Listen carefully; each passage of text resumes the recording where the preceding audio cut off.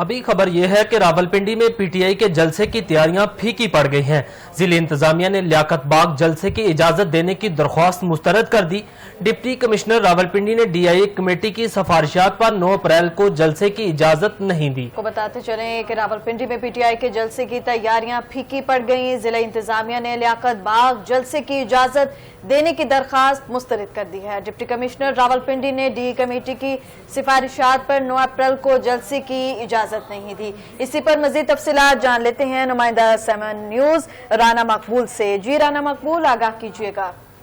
जी, पाकिस्तान तहरीक इंसाफ के लियाकत बाग में होने वाले भी जलसे की जो दरखास्त थी वो जिले इंतजामिया रावलपिंडी ने मुस्तरद कर दिया। मैं आपको बताता चलूँ, पाकिस्तान तहरीक इंसाफ के जिले तंजीम रावलपिंडी ने डिप्टी कमिश्नर रावलपिंडी को दरखास्त दी थी कि लियाकत बाग में पाकिस्तान तहरीक इंसाफ जलसा कर रही है, जिसमें मुल्क बाकी कारकुनान शिरकत कर रहे हैं, लेकिन सिक्योरिटी की बुनियाद पर डिप्टी कमिश्नर रावलपिंडी ने दरखास्त मुस्तरद कर दिया।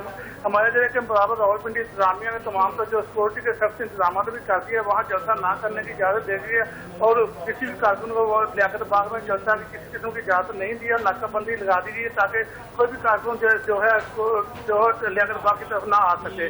जी।